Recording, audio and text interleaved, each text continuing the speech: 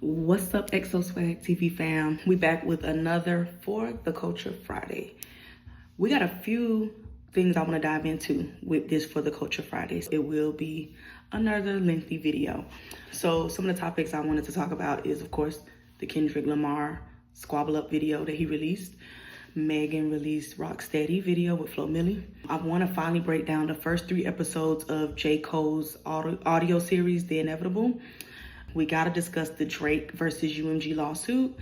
And Kodak Black dropped Versatile 4 freestyle. Northwest and Chicago West dropped a cute little video for Bomb. And the Cenat drama. We got to dive into that. First, the J.Cole audio series. So again, I made a video about this. He's been releasing videos since I want to say like November 18th or somewhere around there. And it's talking about his start, how he got started in the music game, you know, where he's from. Again, I'm a J. Cole fan, so some stuff I already knew. Like I knew he's from Fayetteville, North Carolina. I knew he moved to New York for college and stuff like that. But I didn't know that story about how he met Jay-Z. And, you know, he put a lot of personal touches on it. And what I liked about it is that we got to see a different side of him. He's funny, very, very funny. He's very personable. He talked about, you know, his wife or his girlfriend at the time and, you know, how they got to be where they are. You know, he talked about how his best friend Ibrahim became his manager because he was kind of there from the start. Just very, very, very humble beginnings. Like, he didn't hold back. And if you grew up listening to J. Cole back in like 2010, 2009-ish, when he came out, he had the Come Up, he had the Warm Up, and he had Friday Night Lights, which you guys have heard me mention before in the past few videos. And I think that hearing the origin stories of some of those songs and why he released it the way he did and why he re-released some of the songs from Come Up back on Warm Up and so on and so forth, it just really made me appreciate his artistry a lot more. I even went back and listened to the Warm Up because that was my favorite of the 3 mixtapes. And that's what really kind of ultimately made me a J. Cole fan. I think that he was exactly what we needed around that time and still need. You know, he gives us a breath of fresh air. And if you care about that part of his life, then it's worth the listen. You know, if you're one of those people who like to know a little more intimacy from your artists, especially when they've been out as long as somebody like J. Cole, I think that it's worth listening to. You know, I did eventually pay the $10. I got through the first 3 episodes. I started the episode 4. I just haven't finished it. But again, it's really just talking about how he came to be where he is in his career. You know, it wasn't something easy. He didn't get it handed to him. You know, he really buckled down and put in the work. He talked about how he produced his own beats, which I didn't know. He never knew how to work with another music producer. He didn't know that he had to pay for certain beats. His first deal was like $75,000. You know, he wasn't even able to buy like a new car when he first got signed to Jay-Z. So he just kind of like uncovered a lot of different things. The episodes are lengthy, so you have to kind of have time. It took me a while to finish episode 1. I think that was the longest episode. It was like 2 minutes or so. So that took me like 2 days to kind of finish because I had to like stop and do other things. But it is a really good series if you're into that thing. If you want to know a little bit more about, you know, your favorite artist, and if J. Cole is one of those artists for you, I think it's worth the $10 because, you know, you do get kind of like an inside. It's like you're sitting in the room with them. It's so cozy. It's so interesting. It's so comforting. I'm enjoying it so far. Again, I'm on episode 4. All of them haven't released yet, but I think he's up to episode 5 at this point. But that is why you'll see he's releasing some of his old projects because they were on CD. Like I think I have the original warm-ups on CD. My cousin made it. That's how I heard it. It was no Apple Music, Spotify, or any of that back then when he came out. So now in the era of everything is digital and we're streaming, he's re-releasing those projects. And I think that the Inevitable podcast series or audio series, as he's calling it, it kind of makes you want to go back and listen to those things because we weren't able to. So check that out if you're a J. Cole fan and if you care about the intimacy of his origin story. If you don't, again, it's no shade, but for me, because I love J. Cole, I thought it was a nice touch. All right, so the biggest topic we're going to talk about is the Drake versus Universal Music Group lawsuit. So I actually went and did my own research because I had saw it online. You know, Joe Budden has spoken about it. A lot of different artists have spoken about how they feel in terms of Drake suing his label, and they feel, he's doing it because he's jealous of Kendrick's success. And I think that two things can be true. The reason why I think it may be a little bit of jealousy is because the timing. I don't think anybody saw Not Like Us blowing up the way it did. I know I didn't, because it wasn't typical for Kendrick. And again, like I tell you all the time, I'm a fan of any artist that I speak about. So it's not like I'm Drake over J.Cole or Drake over Kendrick, any of that. This is just how I feel. I didn't expect Not Like Us to blow up the way that it did. So I think that the timing of Drake's lawsuit seems a little suspicious. I think that it may have a slight undertone of jealousy. And again, I could be wrong. These are just my opinions, because if this is something you've been dealing with your label for a while, you could have been announced this lawsuit. In my research, though, they did say that it's a petition. So the petition is to give Universal Music Group and Spotify the opportunity to present evidence contradicting what Drake is saying. So he's saying that they have been paid to stream or play Not Like Us as much as they have on radio stations, and to suggest it to Spotify listeners. So he feels that it gave Kendrick more leverage than he actually would have earned if it was organic streams. So he's basically saying that it was bot accounts pushing it, that they were paying radio stations to play it as much as they did, and things of that nature. So it comes on the helm of Drake already kind of being in contract negotiations with his label. So people are feeling like, this was the thing he needed to kind of put the battery in his back to ask for more money. Universal Music Group owns Interscope and Republic Records. So Kendrick is signed under Interscope Records. Drake is under Republic Records. So he feels like the conflict of interest has created the opportunity for them to push Kendrick more, so that he's a bigger artist and Drake has less value, so that they can negotiate his contract and offer him less money. So that's the conspiracy in why he's suing them. So he has filed a petition in New York, and he also filed a petition in Texas, because he's stating that iHeartMusic, which is based in San Antonio, or I think it's a smaller part of Texas, I'm not sure. But he's saying that they were paid from UMG to play the song more than it should have been played, and kind of like kill his momentum. I don't know. Again, I feel like, nobody expected Not Like Us to have the momentum it did, and it just kind of took off. Now, is Drake's lawsuit valid? We'll see when all the details come out. I can't say that he's overreacting without all the facts. That's just who I am as a person. I do think the timing does have a slight undertone of jealousy. Like I said, it can be seen as a sore loser move. But if these facts are proven to be true, then his lawsuit does have some validity. I do feel like what Joe Budden said, as far as Drake doing a lot of petty, underhanded stuff for years, and now it's like he's finally getting his karma. I do feel like that is slightly true. Drake has put a lot of stuff in his music. He's done a lot of little small subliminal stuff online for years, and now it's kind of David and Goliath in a sense, So more details on that as they unravel. Again, that was just announced earlier this week, so we don't know where that's gonna go. What else I want to talk about? So Kendrick did drop Squabble Up video.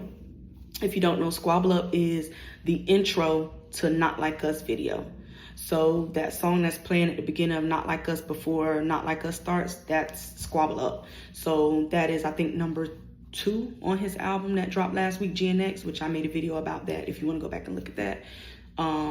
So with Squabble Up, it's kind of follows the same cadence and style of the Not Like Us video. Kendrick just kind of showing love for his where he's from, California, and paying homage to a lot of Black cultural things.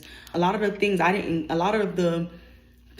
I didn't get right away. I had to go and look it up to kind of understand what it means, and I think that's what Kendrick wants you to do. He wants to get you to think and try to figure out, what does this even mean?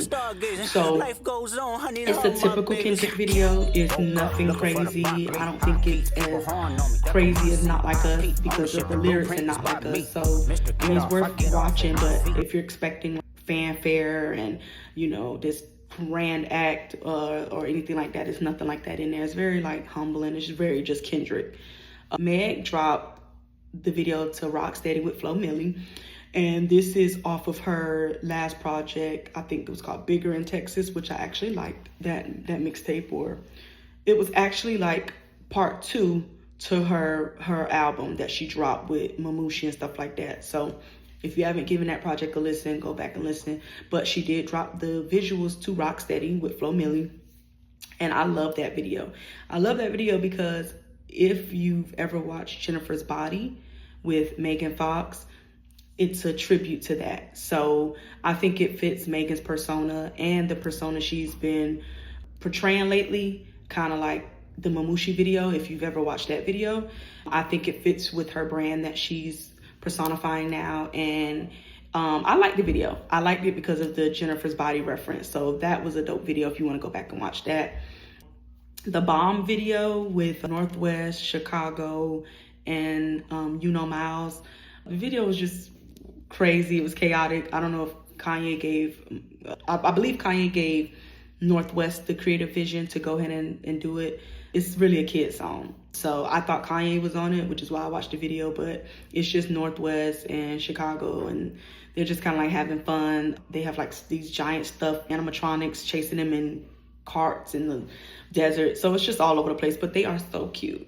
Chicago is so cute. She is so cute. So if you want to watch that, you know, to critique it, that's also been posted. Kodak dropped Versatile 4, which I did not like. And I like Kodak. I've been liking him a lot less lately because I think he's become too violent as far as, and not even just violent, because let's be honest, a lot of rappers are violent, but he's become very demonic in his delivery and the things that he says in his songs. And so after Can't Stop, Won't Stop, he has a line in there where he says, I'm the one that Lil Foolie and what?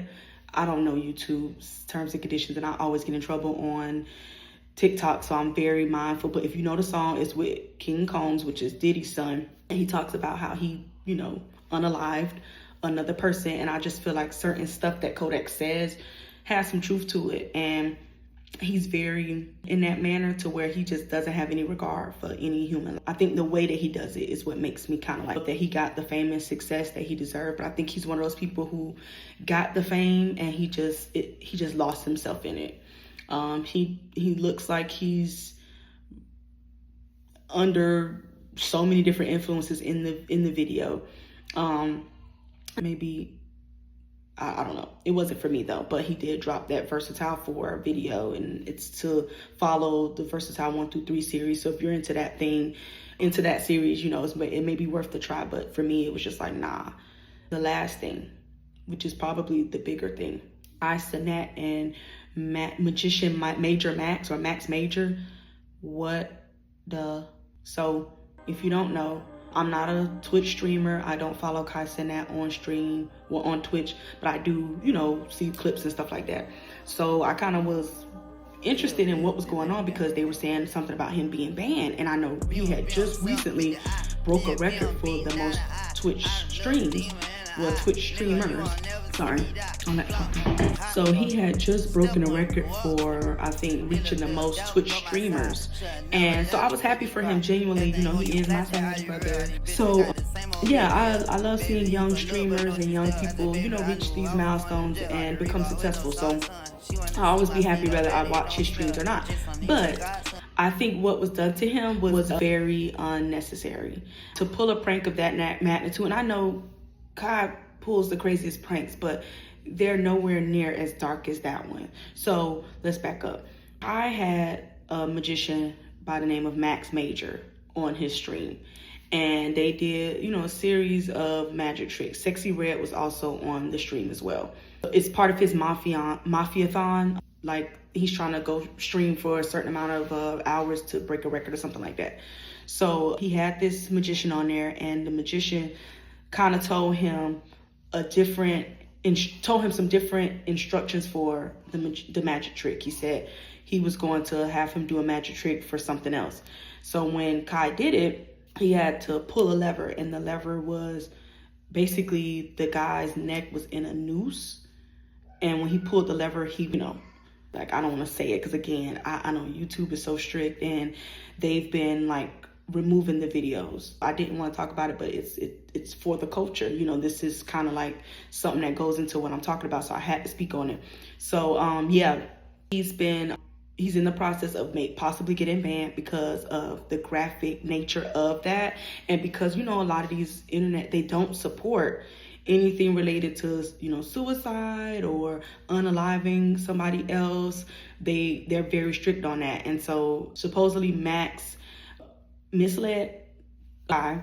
He also told him that it was like a form of manipulation. Like, he knew that Kai would choose the red one because he thinks he's higher or better than other people, or he wants to outdo other people, so he wanted to beat him at his own game. It was just, the message behind it was just very weird. And again, it goes back to our culture and how, you know, letting the wrong people in and letting the wrong people around you can be a form of self-sabotage.